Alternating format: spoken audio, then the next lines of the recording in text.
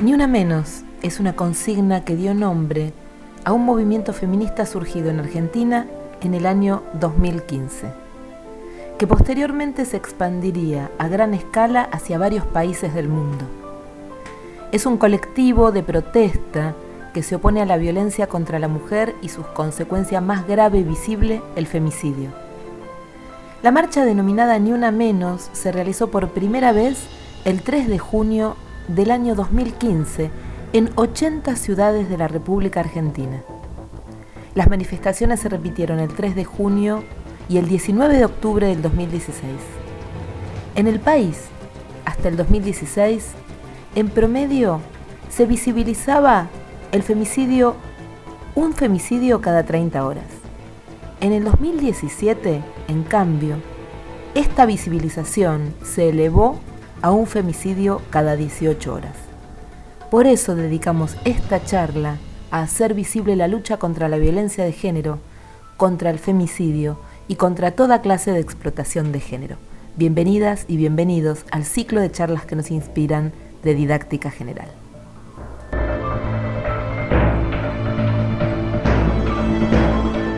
Pensaba cuando hablabas, Miri, yo voy a abordar el tema de aprendizaje, ¿no? En tiempos de pandemia, pero como arrancamos con Ni Una Menos, en realidad está buena esta idea muy fuerte que acompaña las tecnologías, que es la de videoactivismo, que son movimientos que empiezan a cobrar fuerza, es un contenido que nosotros damos, ¿no? En comunicación y educación, son movimientos que empiezan a tener fuerza desde redes también. Y hay libros maravillosos que están escritos sobre este tema de videoactivismo, que son colectivos que construyen conocimiento, redes, tejido social, tejido político a partir de las redes, ¿no? Con fuerza en las redes. Y no es nuevo tampoco, empezó con los anarquistas, que fueron los primeros en fundar un movimiento que se llamó Sin Dominio, porque por supuesto tenía que ver con el anarquismo y habían hecho una red oculta, ¿no? Que fue muy interesante, contra el ALCA. Miren si estamos nostálgicos y nostálgicas esta mañana, ¿no? Bueno, dicho esto, voy a compartir lo que tengo para compartir con ustedes, que es, a ver, preparé una presentación al estilo dark, de saltos en el tiempo. Eh, Hace mucho, ¿no? Salió Dark, pero me parece que tiene esta idea interesante de estos saltos en el tiempo y vamos a ver qué ideas traigo, ¿no? Voy a compartir un par de ideas y después, por supuesto, abierta al diálogo, a las preguntas, a todo lo que quieran decir y pensar conmigo, ¿no? Porque se trata de eso, de compartir juntos. Bueno, en este primer salto, lo primero que voy a pensar es el 2022. ¿Qué nos puede traer ese 2022? 2022 no solamente como el año que viene, sino qué están tramando las tecnologías para un futuro.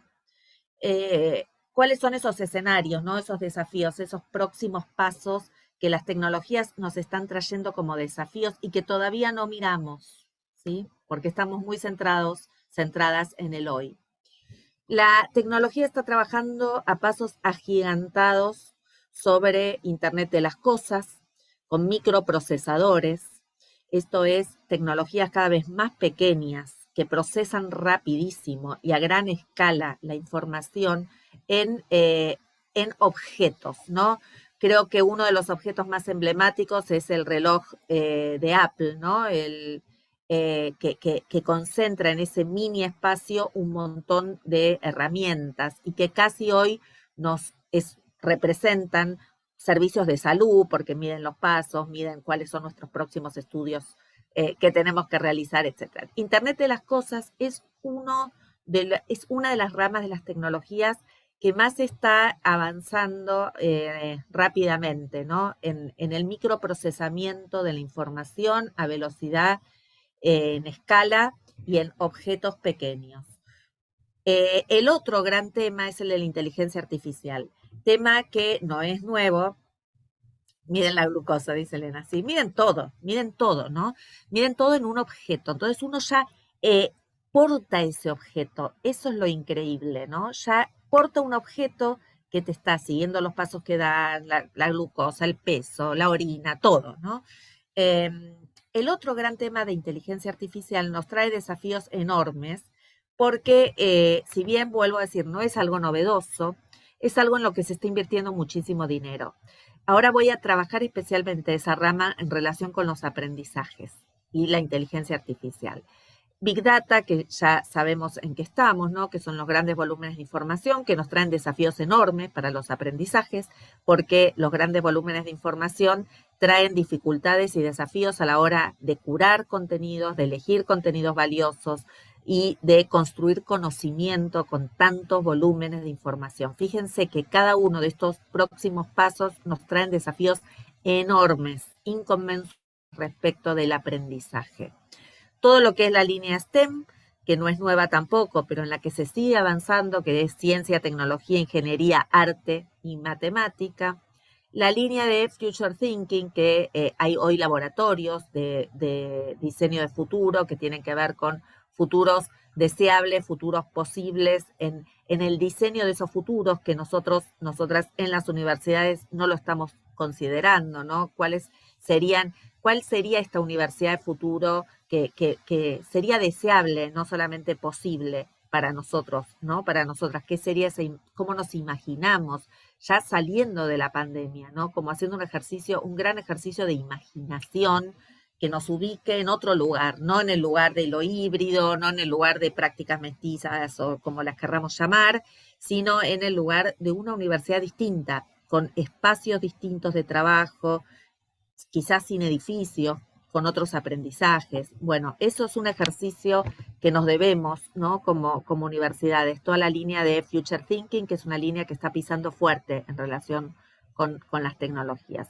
Y por supuesto, nuestra querida Transmedia, en la que Miriam, por supuesto, tiene ya gran recorrido, y la gamificación, que es todos los aspectos que capturamos de los videojuegos para las clases, ¿no? Para la didáctica y para los aprendizajes. Estos son escenarios tecnológicos que vienen y que van pisando cada vez más fuerte, y a los que quizás me parece que habría que prestarles algo de atención. En relación con la inteligencia artificial, con las plataformas, la inteligencia artificial lo que hace es algoritmizar. Nosotros ya estamos permanentemente con algoritmos, por eso tenemos ese reloj que nos puede medir permanentemente. Estamos, y esto lo dice Cobo, ¿no? En un mundo en el que aceptamos las condiciones de estos algoritmos, porque damos enter cada vez que bajamos una aplicación y damos enter cada vez que aceptamos las condiciones de esa aplicación, las políticas que no leemos de esas aplicaciones. Pero hoy estamos un paso más allá. Hay plataformas, por ejemplo la de Pearson, que desarrolló una línea de lo que se llama computación afectiva y de hiperpersonalización. ¿Esto qué es? Ya no es un Moodle, ¿sí? Es una plataforma que va personalizando los trayectos formativos de sus usuarios, de sus usuarias, en función de cómo rinden, en función de lo que les gusta, de las preferencias.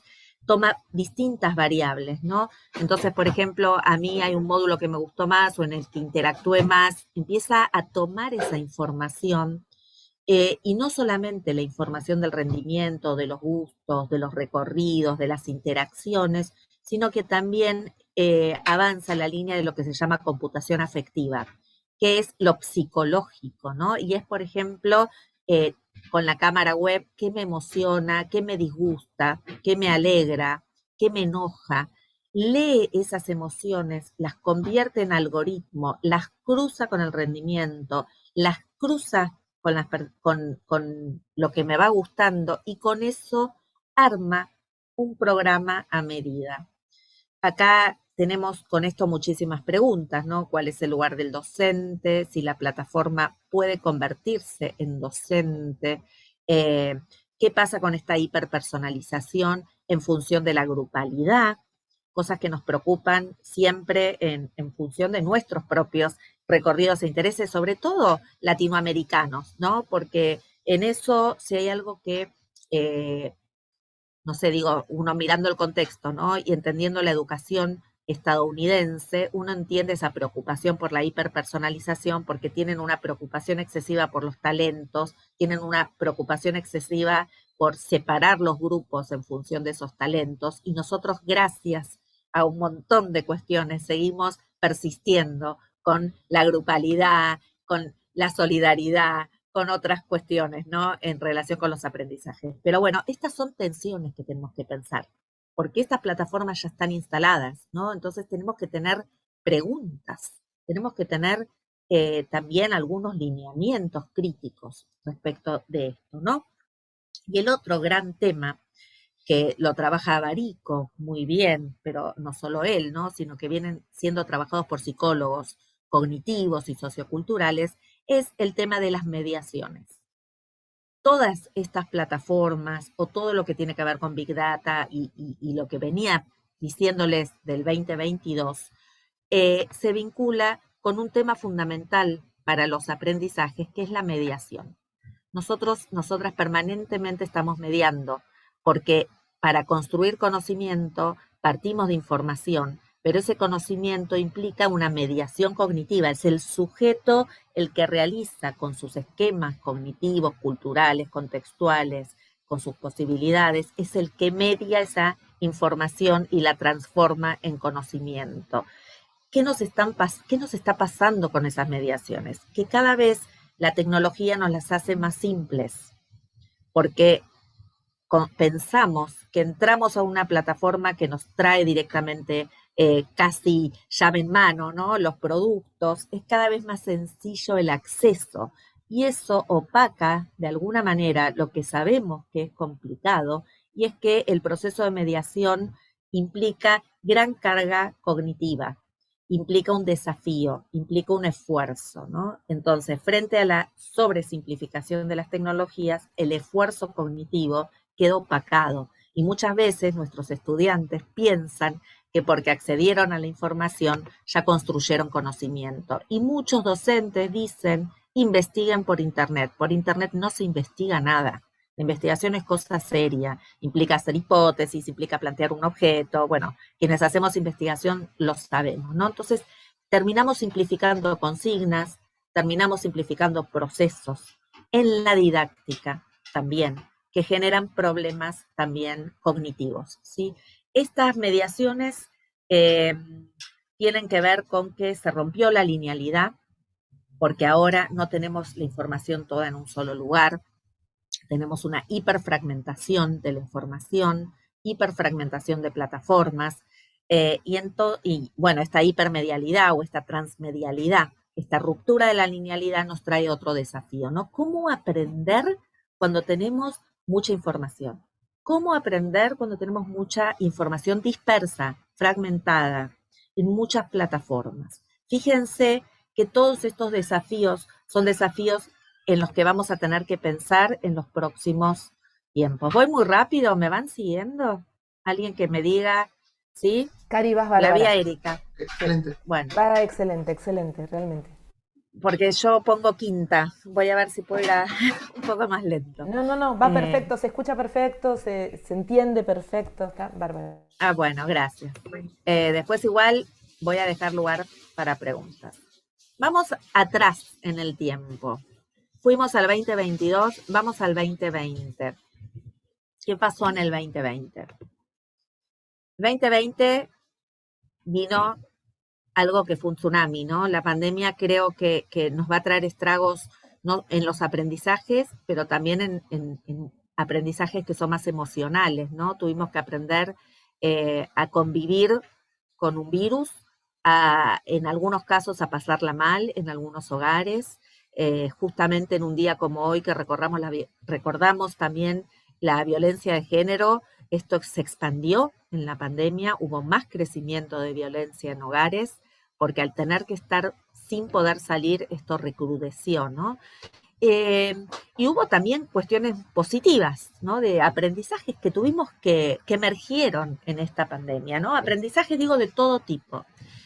Aprendimos a usar plataformas, aprendimos a usar bien las plataformas, aprendimos a construir distintos tipos de diálogo con nuestros estudiantes, con nuestras estudiantes, aprendimos a mesurar qué tarea era significativa y cuál no, a elegir qué contenidos eran relevantes y cuáles no. Fíjense que si uno hiciera un listado de todo lo que aprendió como docente, ¿no? Y todo lo que aprendieron nuestros estudiantes, son un montón de cuestiones. Ahora, quizás no son esos aprendizajes a los que estábamos acostumbrados, ¿no? Acostumbradas, son otro tipo de aprendizajes. Uno, sin darse cuenta, la escuela, la universidad, el sistema educativo, fue reduciendo en estos últimos años el aprendizaje de rendimiento.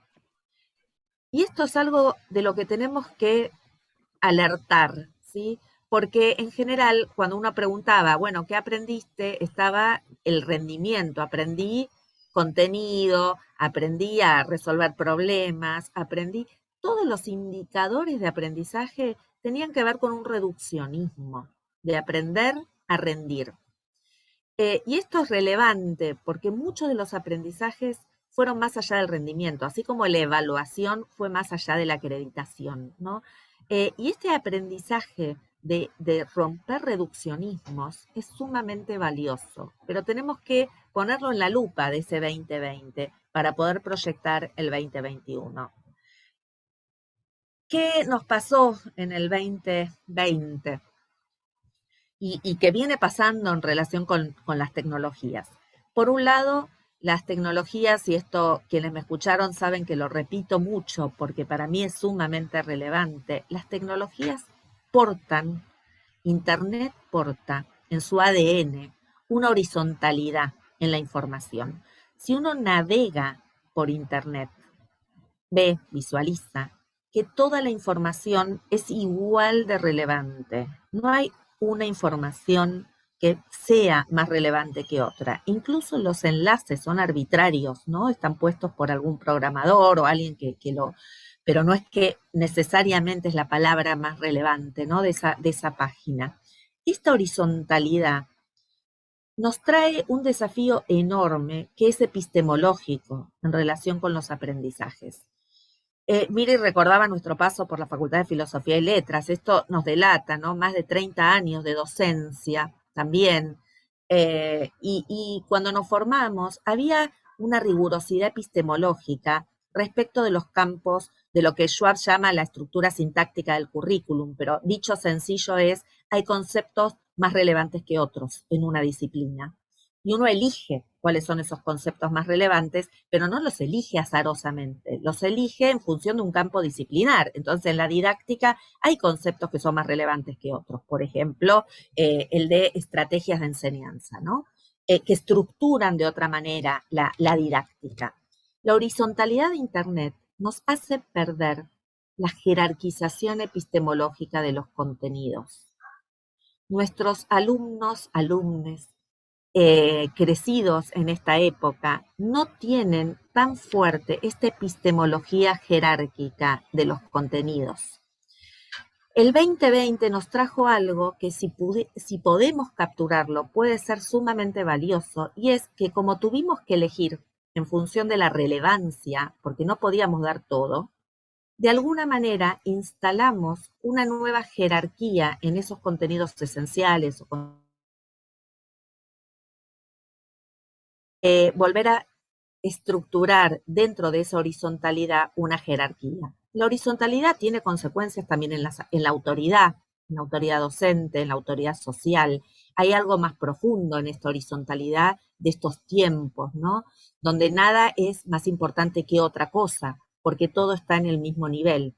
Y entonces, esta idea de horizontalidad que las tecnologías traen, tensionada con esta idea de relevancia de los contenidos mínimos, nos trae la oportunidad de revisitar qué jerarquizamos también para los aprendizajes, porque es muy complejo para nuestros estudiantes, es muy compleja esta horizontalidad, porque no tienen cómo saber qué es más importante si no les damos pistas para eso. ¿Por qué sabrían que el ejemplo es menos importante que un concepto o no lo es? Digo, ¿no?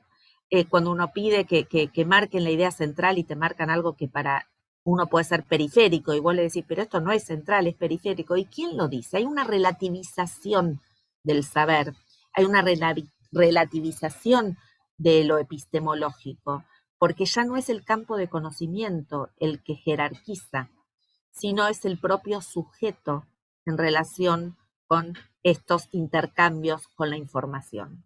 Y ahí hay algo de las didácticas específicas, de la jerarquización curricular, que hay que volver a poner en escena. Y me parece que es una de las características que hay que volver a mirar con lupa, digo yo, ¿no? Con lupa. Por otro lado, eh, el 2020 nos mostró una pluricontextualización. No salimos de casa, ¿no? Yo sigo sin salir, pero calculo que estamos todos y todas igual. Pero no salimos, pero aprendimos a la fuerza que el aprendizaje es pluricontextualizado.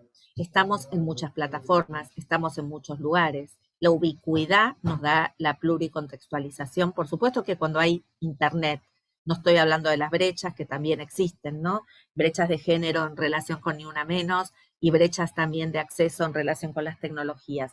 Estamos hablando de la posibilidad de concebir las aulas porosas, las aulas pluricontextualizadas, los lugares de aprendizaje en distintos contextos. Puedo aprender mientras estoy en el baño leyendo un artículo, ¿no? Porque estoy conectada y me interesa en ese momento, ¿no? Algo de lo que se dice. Emergieron en el 2020 nuevas habilidades. Estas habilidades es importante también considerarlas. Parte de estas habilidades que ya venían siendo relevantes, ¿no? Por supuesto, desde hace 3 décadas o 4, ¿no? Como las que son metacognitivas, volvieron a tener relevancia, porque cuando uno pregunta qué aprendieron o cuando uno pregunta qué emergió, ¿no? Estoy con los aprendizajes emergentes, acuérdense que estamos en el 2020, ¿sí?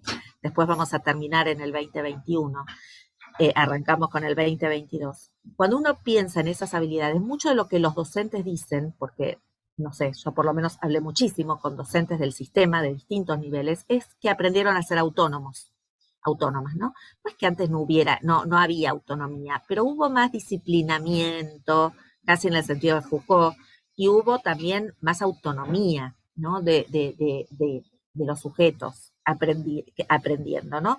Y esta habilidad de la autonomía nos remite a la necesidad de hacer foco en la autorregulación. La autorregulación fue uno de los destacados del 2020. ¿Qué es la autorregulación? La posibilidad de elegir qué estrategias de aprendizaje me son más útiles para aprender. ¿A qué le dedico más esfuerzo cognitivo? ¿A qué le dedico más carga cognitiva? Si yo soy estudiante del secundario y me queda una en el secundario, entonces lo pude ver más. Tengo un varón en la universidad, otra hija en la universidad y una en el secundario. En el secundario les daban muchísima tarea, ¿no? Entonces, historia, biología, todas las cátedras le daban un montón de tarea. Era imposible hacer toda la tarea que le pedían, ¿no? De semana a semana. Nadie medía si era mucho, si era poco, si los chicos estaban saturados, si estaban cansados, si tenían que ver un video de 1 hora para historia y otro video de 40 minutos para biología, cómo organizaban el tiempo, además los Zoom. Bueno, ya sabemos, ¿no? ¿Qué aprendieron los chicos en esto? A elegir también. No solo elegimos nosotros, nosotras contenido, ellos eligieron qué priorizar, a qué tareas darle más importancia. Aprendieron qué estrategia les servía para hacer rápido, ver rápido un video y elegir 2 o 3 conceptos en función de lo que la tarea solicitaba. Estas habilidades de autorregulación son sumamente poderosas para el aprendizaje, si las sabemos capturar para la didáctica. Como son estratégicos en general nuestros estudiantes, conocen el oficio, además con la autorregulación nosotros podemos justamente, otra vez volviendo a la jerarquización desde el punto de vista de la horizontalidad, ¿no? En ese cuadrante que tenemos a la izquierda, por lo menos a mi izquierda, vamos a generar mejores habilidades de autorregulación.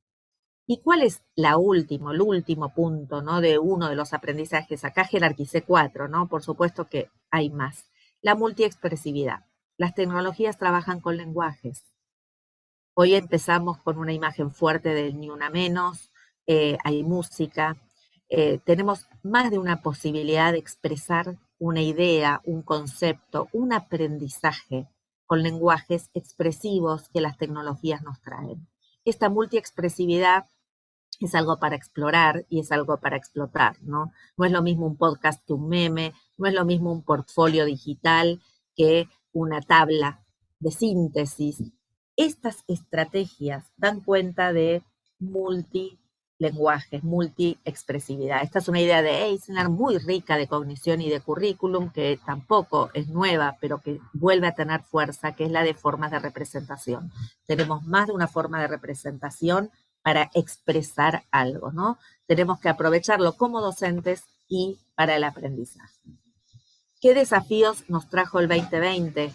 Que en realidad ya los teníamos, ¿no? Pero que se hicieron como más crudos. La transformación de la didáctica clásica, que hasta el hartazgo deben haberlo charlado con el equipo docente, ¿no? Hay que transformar la didáctica clásica porque ya no sirve la linealidad de explicar, aplicar y verificar, porque nuestros aprendizajes están por otro lado. Generar aprendizajes perdurables y significativos. Esto va en la línea de jerarquizar contenidos, ¿no? Uno jerarquiza también en función de qué vivencias quiere traer que sean perdurables, que sean significativas. Y lo más complejo, que por lo menos yo trabajé mucho con escuelas esto, que es la construcción de indicadores relevantes. A mí una pregunta que me hicieron durante el 2020 hasta el hartazgo fue: ¿cómo sé que están aprendiendo mis estudiantes en la virtualidad? Yo les contestaba: ¿y cómo sabían que estaban aprendiendo en la presencialidad? ¿Cómo sé que está aprendiendo un estudiante? No lo sé, porque el aprendizaje ocurre en la cabeza de los sujetos. Lo sé a través de de desempeño, de indicadores de comprensión, de indicadores. Entonces, hoy más que nunca, para prácticas híbridas que van de lo presencial a lo virtual, pero también para la virtualidad y también para la presencialidad, lo que hay que construir son indicadores que den cuenta de los aprendizajes. Bueno, vamos al hoy, ¿sí? Y voy a terminar con este hoy como para después dar lugar a preguntas, ¿no? Hablamos de hibridaciones, pero estas hibridaciones también estamos viéndolas muchas veces desde un reduccionismo, porque cuando uno habla de hibridación, se me fue. Cuando uno habla de hibridación, en lo primero que piensa es en los formatos, lo presencial y lo virtual, pero en realidad hay hibridaciones múltiples, hibridaciones de perspectivas, porque estoy todo el tiempo mezclando perspectivas didácticas para que las clases sean valiosas. Estoy también mezclando perspectivas cognitivas, socioculturales, también conductistas, ¿por qué no?, para algunos contenidos. Permanentemente híbrido teorías, híbrido perspectivas, híbrido formatos, híbrido tiempos y espacios. Por esta multicontextualización se hibridan esos tiempos y los espacios, se hibridan los equipos, porque si hay algo que también emergió y que me parece que lo estamos potenciando en el 2021, es que en los equipos hubo gente que era más ducha para la tecnología, gente que le gustaba más hacer determinado tipo de estrategias. Aprendimos a trabajar distinto en equipo. Mucha gente, muchos docentes se destacaron y quizás eran docentes que en la presencialidad no destacaban y en la virtualidad destacaron. Y esto también está bueno, ¿no? Porque fuimos hibridando equipos, ¿no? Personalidades también, no solamente formatos de lo virtual y de lo presencial. Fíjense todo lo que se hibrida, ¿no? Y disciplinas, porque empezamos a trabajar mucho más entre disciplinas, mucho más a navegar entre disciplinas, porque tuvimos que pensar de la didáctica también con la comunicación, también con la sociología, que siempre lo hicimos, pero estuvo como mucho más evidente que tuvimos que hibridar y salir con artillería un poco más sólida para concebir prácticas distintas. Estas hibridaciones son múltiples, ¿sí? Me gustaría concebirlas así para todo lo que no reduce, enriquece, ¿sí? En este 2021, ya dije muchas veces, pero aprendimos a decidir que era relevante. También nuestros estudiantes decidieron que era relevante, también las familias decidieron que era relevante, también el Estado decidió que era relevante. O sea, la relevancia cobró escena, ¿sí? En muchos lugares, en muchos A ver, Erika, no, indicadores no son solo rúbricas. Es una excelente pregunta. La rúbrica es un modo de poner los indicadores en un instrumento de evaluación. Después les voy a mostrar indicadores. Después les voy a mostrar, si nos da el tiempo, cómo se construye un indicador. Pero indicadores es cómo sé que comprende, ahí podés tomar algo en la rúbrica, ¿no? Indicadores de comprensión, cómo sé que comprende historia, cómo sé que comprende biología. Bueno, sé que comprende cuando explica, cuando transfiere o lo transfiere en otra situación. Bueno, esos son indicadores de comprensión, pero también tenés indicadores de interacción, indicadores de comunicación, indicadores de trabajo en equipo. Todo eso se puede volcar en una rúbrica, pero también lo podés usar en un portfolio, ¿no? O también lo podés usar en un multiple choice. O sea, eso es otra charla, ¿no? Que tiene que ver con la evaluación. Pero los indicadores de aprendizaje son indicadores de aprendizaje. Después ves si estos te ayuda una rúbrica, te ayuda un portfolio, te ayuda una lista de cotejo, te ayuda una producción mediática, ¿sí? Hay muchas formas en que estos indicadores pueden tener lugar. No hay uno único, ¿no? Pero lo importante de los indicadores es por las trayectorias educativas, porque vos, ¿cómo sabés dónde está cada estudiante, ¿no? ¿Cómo diseñas trayectorias diversas y heterogéneas si no tenés idea de dónde está cada estudiante, ¿no? Entonces, bueno, en ese sentido es que hay que construir los indicadores. Si después nos da tiempo, profundizamos un poco más. Y el codiseño que fue importante, ¿no? En este 2020 y que sigue en el 2021, y es que empezamos a tomar más en cuenta al estudiante, a la estudiante, en todo, ¿no? Justamente tomando lo que Erika preguntaba, ¿no? Sobre la evaluación, cuando nosotros empezamos a transparentar los criterios de evaluación, ahí también hay codiseño, ¿no? Cuando nosotros no solamente evaluamos desde la heteroevaluación, sino también de la coevaluación, cuando también nuestros estudiantes participan en el diseño de actividades. Todo el codiseño tiene que ver con una co-construcción. Y para lo que es aprendizaje es sumamente importante el codiseño, porque esto que decía de la autonomía y de la autorregulación abona o aporta a que nuestros estudiantes participen más, sean más activos, más activas en el proceso de construcción del conocimiento. Algo que es fundamental hoy, ¿no? Darles lugar a que sean partícipes de ese proceso de construcción del conocimiento. Me apuro como para cerrar con esto y dar lugar al debate. Nos quedan pocos minutos, ¿no, Miri? Perdón. Pero Cari, es un placer escucharte, así que anda tranquila porque es hermoso escucharte, está No, fantástico. está bien, pero me quiero el intercambio también. Bueno, ¿qué es lo último que me gustaría traer, ¿no? Más para la didáctica, ahí en función de lo que vimos de los aprendizajes, que es el 2021, ¿no? Fíjense, y lo aprendimos del 2020. Planificación flexible y estratégica. Estamos cambiando permanentemente. Yo, por lo menos, en la universidad estoy cambiando permanentemente mi planificación, ¿no? La tengo que ir adaptando, tengo que ser estratégica, tengo que ver en qué vuelvo porque no se entendió, o en qué vuelvo porque necesito volver, ¿no? Siempre nuestra planificación fue flexible, pero hoy creo que es más flexible que nunca, ¿no? Es más como cambiante, más mutante, palabra que le encanta a Miri. Los colectivos son ágiles, ¿no? Fíjense que los equipos tuvimos que ser ágiles, ¿no? Dar respuestas veloces. No, la escuela, la universidad es lenta en sus respuestas. La tecnología ya está pensando en estos microprocesadores, como les decía, en Internet de las Cosas, en plataformas, no sé qué, y nosotros estamos pensando en cómo hibridar, ¿no? Bueno, nada, tenemos que tener colectivos más ágiles, y seguir apostando a la relevancia curricular, a la sofisticación de trayectorias, ¿no? A la simplificación de seguir apostando que las tecnologías nos hagan la vida más simple y entonces dediquemos más tiempo a sofisticar lo que tenemos que sofisticar, que son las trayectorias. Alumnos que nos quedaron fuera, caídos del mapa, hoy está Egresar, que festejamos ese proyecto, ¿no? Para estudiantes que tienen que terminar la escuela secundaria. Bueno, para eso tenemos que poner muchísimo énfasis, ¿no? En estas trayectorias, y para eso, Erika, son fundamentales esos indicadores, ¿no? Porque tengo que ver casi como un mapeo.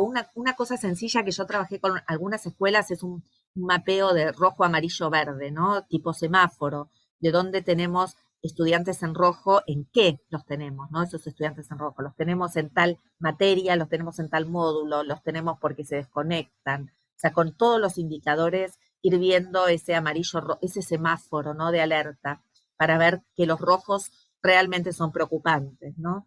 Eh, y por supuesto, seguir apostando cada vez más a la creación de saber didáctico, a la documentación de las buenas experiencias. ¿Por qué digo esto?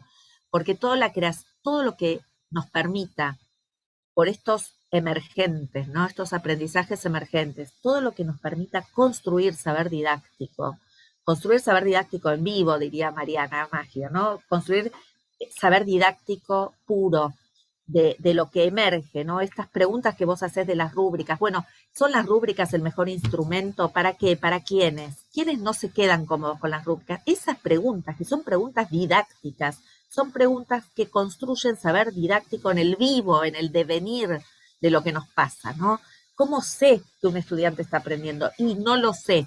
¿Qué puedo hacer para que aprenda? Y le voy a dar 3 desafíos, a ver si uno más simple, otro menos simple y otro más complejo, a ver cuáles puede hacer. Es ir pensando, y esto es de la gamificación, ¿no? Misiones con distintos niveles de complejidad, ir capturando rasgos de estas tendencias culturales para repensar y construir saber didáctico, tan necesario en estos tiempos. Bueno, dejo de hablar y escucho comentarios, preguntas. Ahora me van a preguntar lo que sea, lo que Primero quiero quieran. agradecerte un montón, Cari, fue súper inspirador y pertinente toda tu exposición, que nos fuiste llevando, no solo en términos de lo que es los aprendizajes emergentes, sino los modos en que estos aprendizajes emergentes se producen. E interveniste y cuestionaste algunas categorías que nosotros trabajamos, eventualmente como el tema de la horizontalidad, y la cargaste de otra dimensión, una dimensión realmente nueva.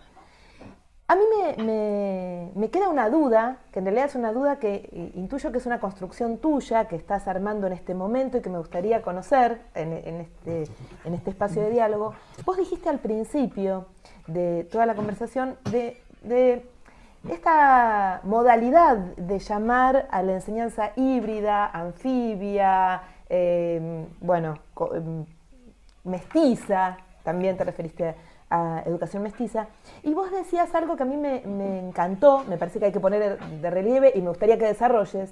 ¿Por qué no se agota en estas categorías hoy la educación? Evidentemente es una construcción en devenir, como vos decís, ¿no? Lo estoy pensando, eh, primero, ¿por qué lo pienso? Porque a mí me preocupa siempre la comodidad, ¿sí? Es una preocupación que tengo en mi historia, debo ser que cuando estoy cómoda con algo busco otra cosa, ¿no? Y la incomodidad didáctica sobre todo. Cuando nos quedamos cómodas, ¿no? Con decir, bueno, ahora es todo híbrido, eh, nos, a mí me genera como una alerta, ¿no? Primero por lo que decía, porque reducimos híbrido a virtual presencial. Y ese es el lugar único en el que pensamos lo híbrido, ¿no?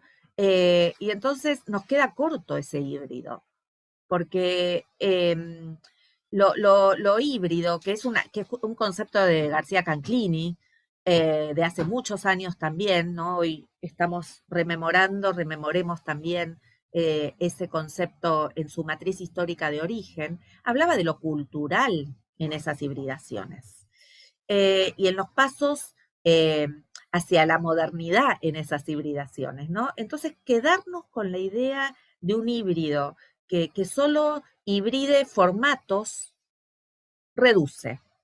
No me gusta reducir aprendizaje a rendimiento, no me gusta reducir evaluación a acreditación y no me gusta reducir híbrido a formatos. Entonces, para mí hay que pensar cuántas hibridaciones podemos generar en estos próximos años, ¿no? ¿Y qué es eso mestizo? ¿Es plataformas mestizas? ¿Qué son prácticas mestizas o prácticas híbridas? Si son prácticas, toda la cuestión de la praxis, y acá traigo a Freire, es mucho más compleja que los formatos o las plataformas. tiene que ver con las nuevas articulaciones entre teoría y práctica, o práctica y teoría.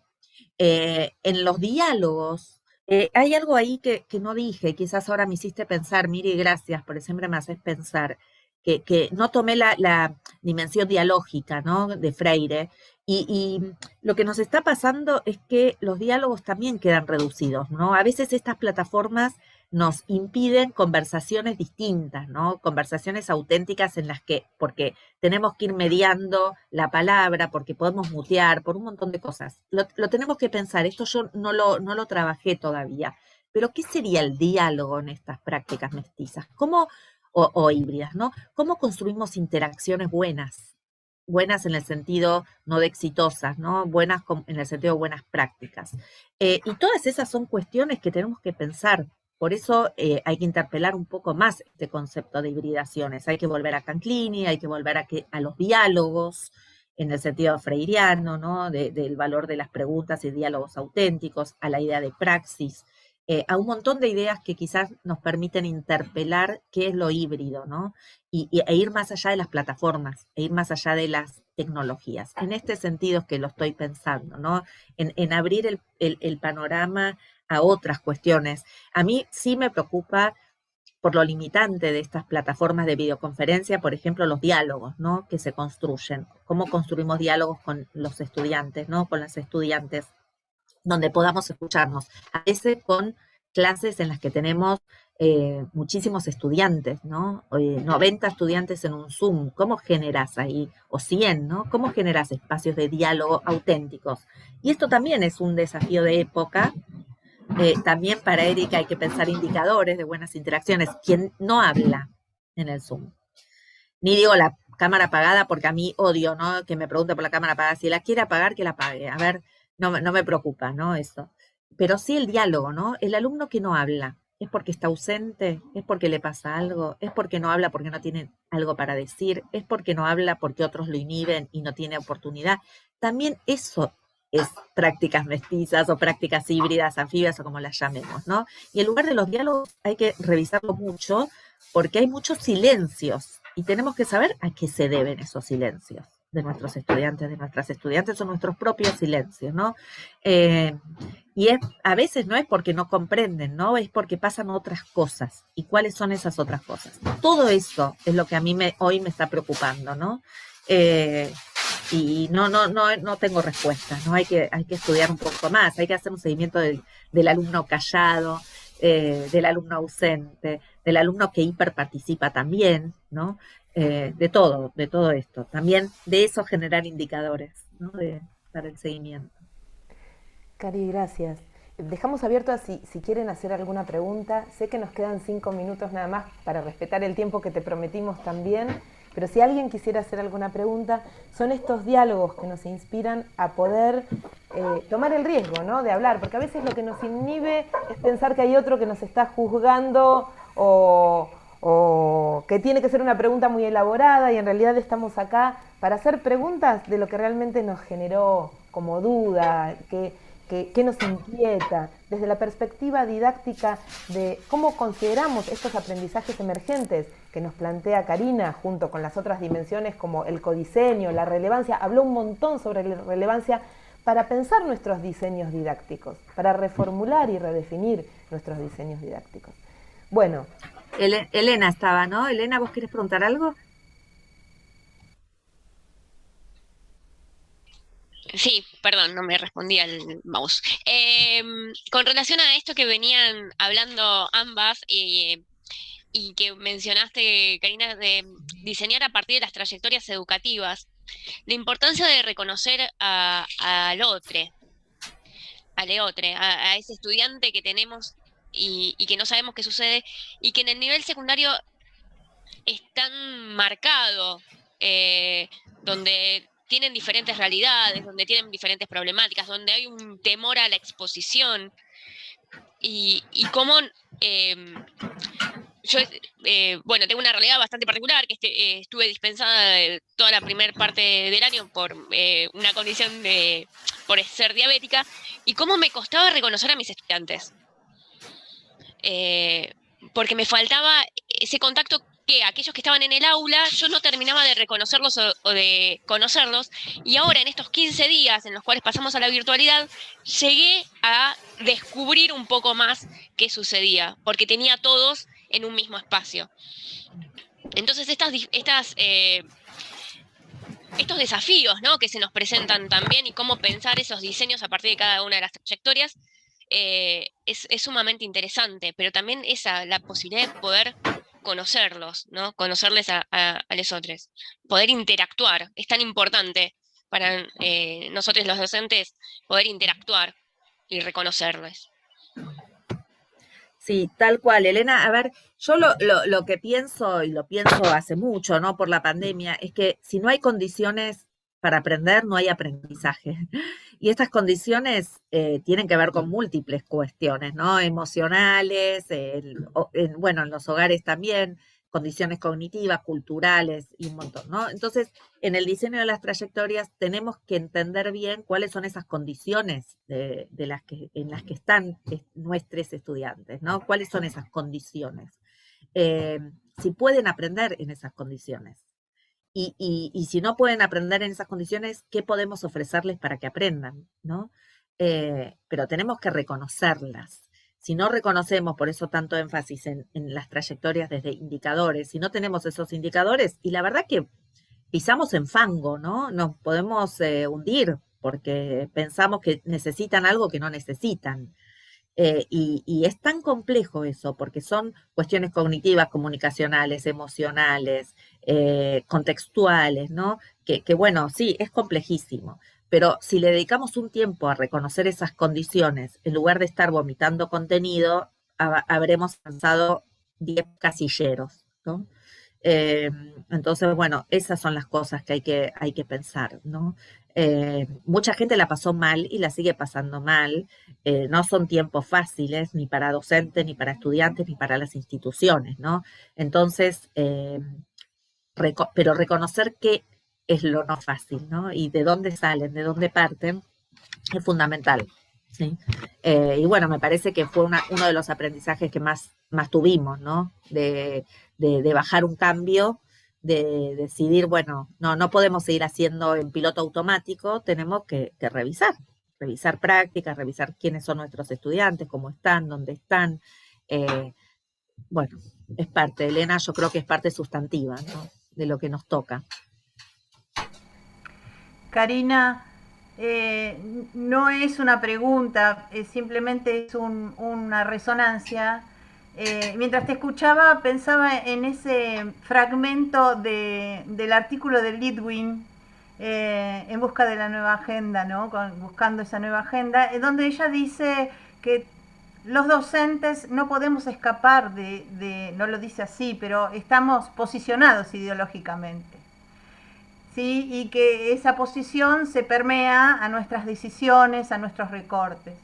Entonces tu charla me hizo pensar, ir un poco más allá de esta urgencia de alfabetización tecnológica que nos ha agarrado desde el 2020 para acá, desde pandemia para acá, y pensar nuestro rol, el rol de formador en los términos del activismo del que hablaste, y en los términos de la formación de colectivos, de comunidades de aprendizaje. Realmente tu invitación a ocupar un lugar de pensamiento incómodo, siento que nos provoca, que nos compromete, que nos desafía a precisamente revisar nuestras posiciones y revisar ese posicionamiento ideológico frente al contexto que nos interpela y que nos pide situarnos cada vez más en los contextos en los que trabajamos, ¿no? Así que yo te agradezco esta nueva provocación que completa la provocación de gamificación del anterior diálogo que nos inspiran. Siempre es un placer escucharte y las ideas que portás. Gracias. Sí, yo soy igual una fan, ¿no?, de la gamificación. Bueno, para quienes no saben, me estoy dedicando al desarrollo de videojuegos educativos, porque me parece bueno, que nos da la oportunidad de esto, ¿no?, de las trayectorias, de algo más lúdico. Pero bueno, gracias, Salva, por tus palabras. Me parece que es parte de la... lo que traes de Edith, yo siempre releo a Edith, ¿no? No solo porque fue mi maestra y mi directora de tesis de doctorado y con la que me formé, sino porque es impresionante cómo tuvo una visión futura, ¿no? De lo que pasó después. Y eso siempre impresiona, ¿no? Cuando ella hablaba de las tecnologías, muchas de las cosas que pensó, que diseñó y que imaginó en esa nueva agenda de la didáctica son cosas que pasan ahora, ¿no? Así que bueno, en ese sentido hay que seguir releyendo, ¿no? En esa invitación que les hice de Dark, de ir para atrás y para adelante, bueno, está bueno, ¿no? Ir mucho más para atrás, como esto que les traía de Canclini o de Freire, ¿no? Y vos traes a Edith como para dar saltos adelante.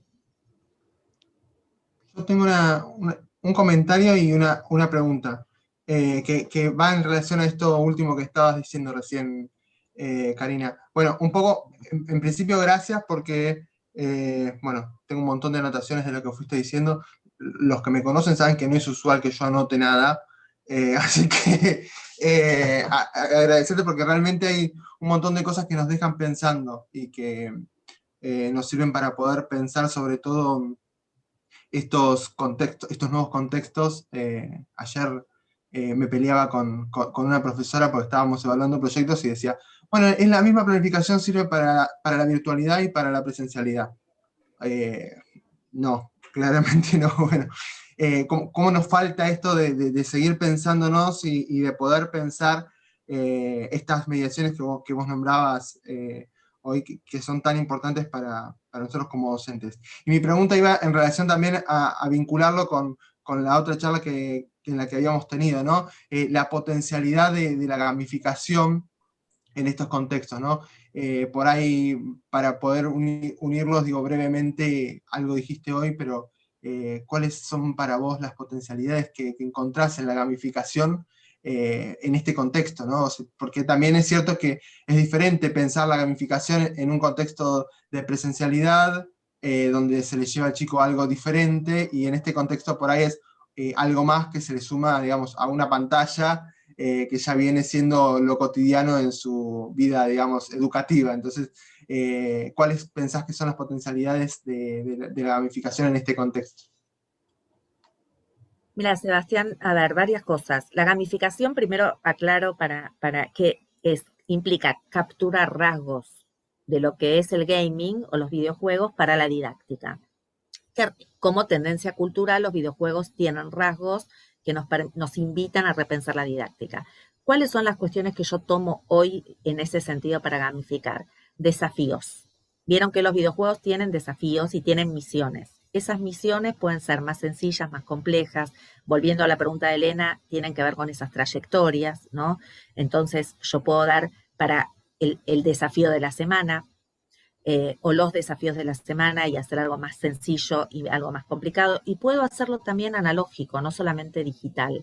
Yo puedo decirles que busquen un objeto que les sea querido y que ese objeto, con ese objeto tengan que pensar el superpoder que tiene ese objeto para ellos y traerlo a clase. O sea, puedo ir jugando justamente con desafíos que, volviendo a sus contextos, ¿no? O que elijan algo que tienen en sus casas.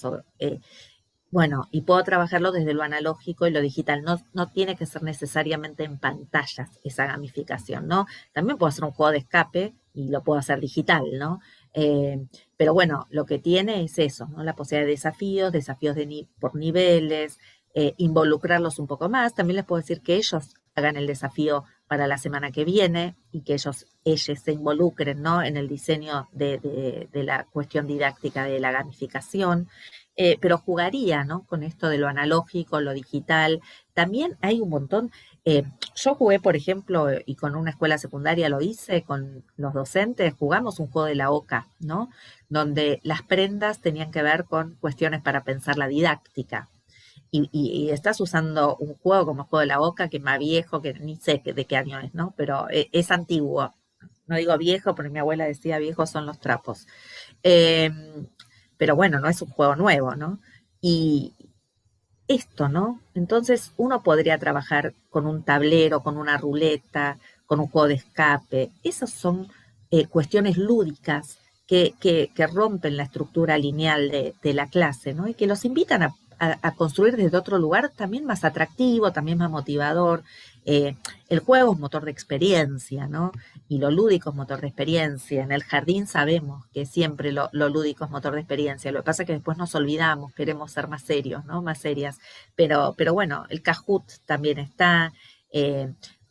No sé, hay herramientas tecnológicas, ¿no? El Kahoot, EducaPlay, juegos de escape que Genially tiene, pero lo interesante no son esas herramientas, sino otra vez es la estrategia didáctica con esa gamificación, que invite a desafíos, que los invite a querer jugar el juego, ¿no? Y eso de querer invitar a jugar el juego puede ser a través de una pantalla o no. Podés jugar a hacer un campamento en tu casa, ¿no? Y hacerte una carpa y que leas un cuento en esa carpa y después nos cuentes la experiencia de ese campamento en tu casa leyendo, no sé, un cuento de tu infancia o algo que te trae un buen recuerdo. Otra vez, es crear lindos momentos, es crear momentos que atesoremos, ¿no? Porque uno lo que recuerda de la vivencia del juego es el tesoro, ¿no? Ese tesoro es algo que a uno le hace bien, y en ese sentido es que recupero también la gamificación. Fíjate, son muchísimos sentidos, ¿no? El sentido más didáctico que tiene que ver con trayectorias y desafíos simples y complejos, entrar en el lugar del juego donde te es más cómodo, pero también donde te desafía e interpele, la hibridación o la cuestión que diría Barico entre mundo y ultramundo, ¿no? Jugar con lo digital y con lo analógico, hacer alguna experiencia que te traiga una vivencia que te conecte con algo que te hace bien, esto, ¿no?